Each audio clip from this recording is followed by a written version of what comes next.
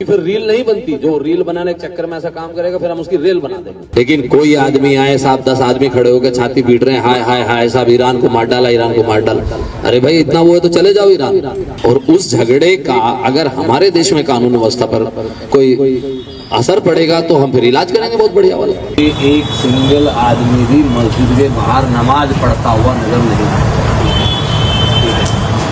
ये बिल्कुल क्लियर है। वो चीज कतई बिल्कुल नहीं बर्दाश्त की जाएगी। मुकदमा लिख के उठा के भेज देंगे हम खुद जेल, भले ही हम उसे 1 मिनट के लिए उसे कुछ ना कहें, लेकिन उसे 1 मिनट के बाद फिर हम उठा के जेल भेज देंगे उसको। फिर रील नहीं बनती, जो रील बनाने के चक्कर में ऐसा काम करेगा फिर हम उसकी रेल बना देंगे। जब सत्ता की हनक वर्दी में आ जाए तो फिर एक पुलिस अधिकारी जो होता तो जनता का सेवक है, लेकिन वो पुलिस अधिकारी पूरी एक कम्युनिटी को शांति समिति की बैठक के नाम पर थाने में बुलाकर धमका सकता है। फिर रील नहीं बनती, जो रील बनाने के चक्कर में ऐसा काम करेगा फिर हम उसकी रेल बना देंगे। पूरी एक कम्युनिटी, मतलब क्या, मतलब मैं सीधा सा बोलूं, मुसलमानों को, और तो किसी के साथ में ये ऐसी बात कर नहीं सकते, किसी और समाज के साथ में ऐसी बात कर नहीं सकते कि एक भी आदमी अगर सड़क पर नमाज पढ़ते दिखा तो उठाकर जेल में डाल दूंगा, कोई भी रील बनाते दिखा तो रेल बना दूंगा, ईरान इजराइल की युद्ध में अपनी टंगड़ी घुसाई तो जेल में डाल दूंगा। ऐसा है तो जाओ ईरान चले जाओ, वहां जाकर ईरान की तरफ से लड़ना। ये मतलब ये जो धमकियां हैं, ये मुस्लिम समाज को संभल के सीईओ कुलदीप कुमार ने ईद की शांति समिति की बैठक में बुलाकर सीधे सीधे दी हैं। और वो बात अलग है कि इन्हीं के संबल में इजराइल के जो नेतन्याहू हैं उनके लिए हिंदू संगठन हवन करता है, लेकिन इन सीईओ साहब की इतनी हिम्मत नहीं है कि उनको जाके बोल दें कि अगर तुमको हवन करना है तो जाइए इजराइल जाइए, प्लेन में बैठ के जाइए, ज़्यादा अगर चुल मच रही है तो वहाँ जाइए।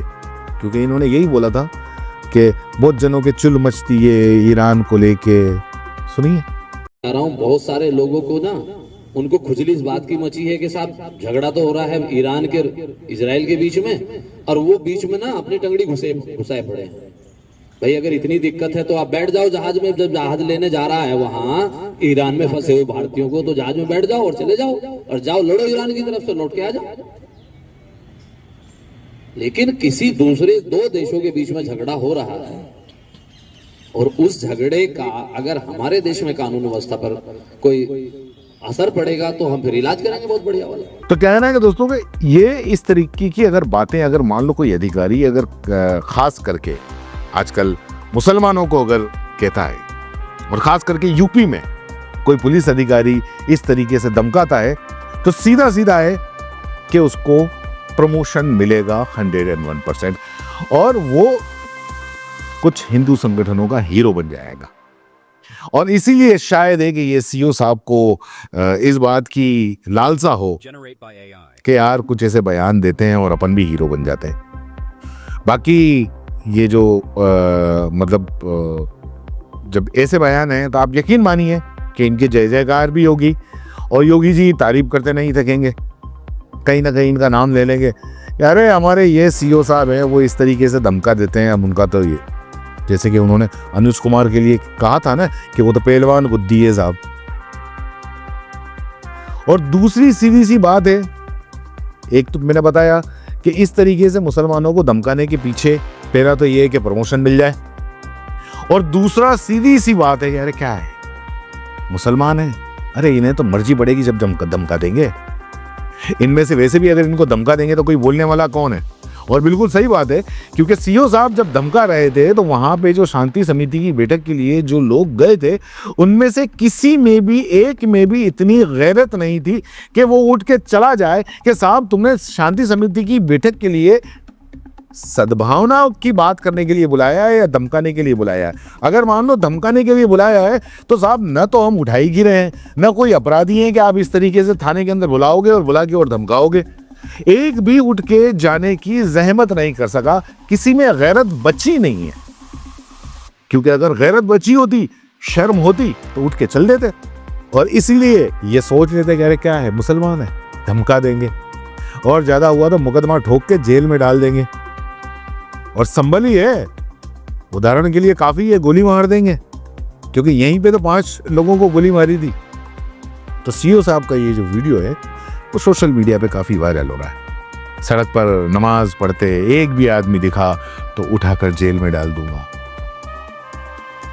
अब आप ये वीडियो दिखाकर कहोगे कि क्या ये खुद सीओ ये होली जो खेल रहे हैं ये, तो भैया जो संविधान पढ़ के ये सीओ साहब पुलिस के अंदर भर्ती हुए हैं, जिस संविधान की कसम इन्होंने खाई थी, दरअसल अब ये इसको भूल गए हैं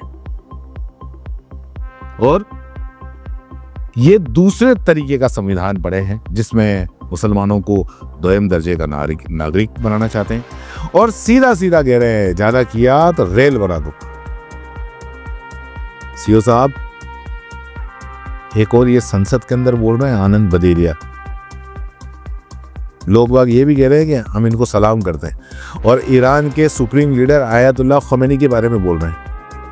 हम सलाम करते हैं ईरान के सर्वोच्च नेता आयतुल्लाह खमेनी साहब को, जिन्होंने अपनी आप की तरह अमेरिका के आगे घुटने नहीं टेके, बल्कि उन्होंने शहादत को गले लगाया और आपने अमेरिका के आगे घुटने टेकने का काम किया। तो क्या मान लिया जाए कि इनको जेल में डालोगे आप? सांसद हैं, इन पे जोर चलेगा आपका?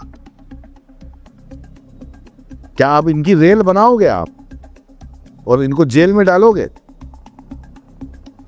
ईरान के सुप्रीम लीडर शिया और जो शिया समुदाय हैं उनके सबसे बड़े धर्मगुरु हैं। अब उनकी मौत पर, उनके शहीद होने पर अगर मान लो वो दुख जताते हैं तो क्या ये दुख जताने की परमिशन एसएससी और ऐसे पुलिस अधिकारियों से ली जाएगी? तो क्या इनसे बांग्लादेश में जब एक हिंदू युवक की हत्या हुई थी और यहां पूरे देश के अंदर प्रदर्शन हुए थे, तो ये सीओ साहब बताए कि कितने लोगों को इन्होंने जेल में डाला था और ये कहा था कि भाई जो हुआ वो बांग्लादेश के अंदर हुआ, उनका मैटर है, यहां क्यों प्रदर्शन कर रहे हो? इनकी इतनी हिम्मत है कि ये बोल सकेंगे? अरे ऐसा करना तो दूर की बात है सीओ साहब, इनके विरोध के अंदर एक शब्द नहीं कह सकते कमरे के अंदर बैठ के, ये गारंटी है। क्योंकि आपको पता है कि अगर ऐसा कहा तो वर्दी पर मुसीबत आ जाएगी।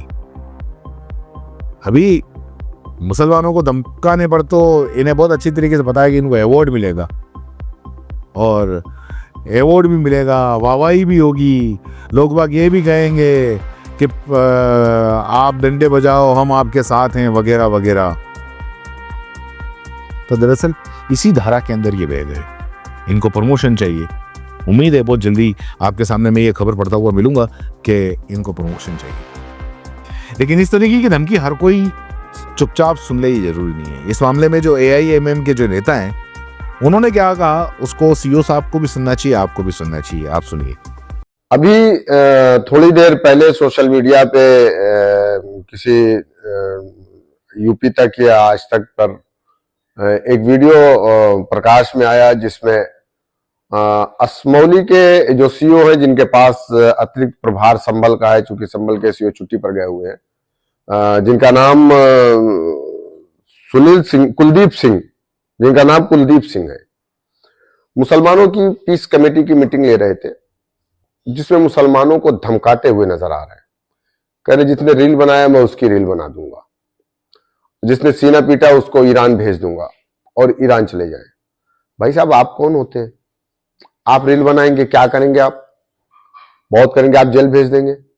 अगर हम कोई ऐसा काम करते हैं जो गैर संवैधानिक है तो आप हम पर मुकदमा करिए। आप हमको धमकी दे रहे, सबसे पहला मुकदमा तो आपके ऊपर होना चाहिए। आप धमका रहे वहां मुसलमानों को बैठा करके। आपने क्या समझ रखा है मुसलमानों को? कितना कमजोर समझ रखा है मुसलमानों को? हर कोई आएगा मुसलमानों को बोल करके चला जाएगा। इसके पहले सीओ अनुज, उसने भी यही काम था, गोलियां मार दी मुसलमानों को, उसने हीरो बन गया वो, कंधे पर गदा लेकर के वर्दी की हालत में। तो आप अपना नंबर बढ़ाना चाहते हैं, इसलिए आप बाकायदा लाउडर लेकर के और माइक लगा करके और उसको वीडियो रिकॉर्ड करके, इसलिए आपने उसको सोशल मीडिया में डाला। मुसलमानों को आप लोग कितना बेइज्जत करना चाहते हैं, आप गलत कर रहे हैं। इस देश में अगर संविधान को सबसे ज्यादा कोई मानता है तो मुसलमान मानता है।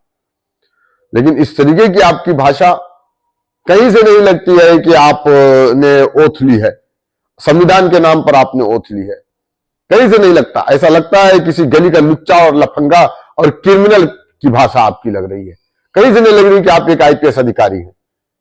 या तो ये आप इस भाषा का इस्तेमाल सिर्फ इसलिए कर रहे हैं कि हमारे प्रदेश के मुख्यमंत्री भी इसी तरीके की भाषा का इस्तेमाल करते हैं, आप उनको खुश करने के लिए, उनकी निगाह में अपने नंबर को बढ़ाने के लिए आप इस तरीके की भाषा का इस्तेमाल करते हैं। दूसरी चीज ये है कि मैं उन मुसलमानों से कहना चाहूंगा कि जो इन पीस कमेटी की मीटिंगों में जाते हैं, आप क्यों जाते हैं? आप क्यों जाते हैं इन पीस कमेटी की मीटिंग में जहां पर आपको धमकाया जा रहा है? मत जाइए, ऐसी मीटिंगों का बहिष्कार करिए, ऐसे अधिकारियों का बहिष्कार करिए, ये बुलाए तो भी मत जाइए आप। इस देश में अगर कोई सबसे ज्यादा संविधान को मानता है तो मुसलमान मानता है।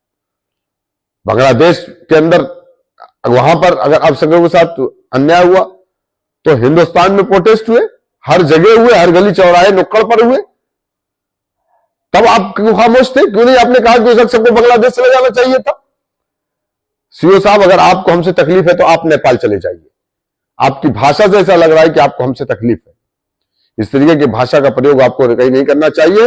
और मैं अपनी लीगल टीम से मशवरा कर रहा हूं आपके वीडियो को लेकर के, अगर कहीं भी कुछ बनता है तो इंशाल्लाह हम आपके ऊपर कार्रवाई करने से नहीं चूकेंगे।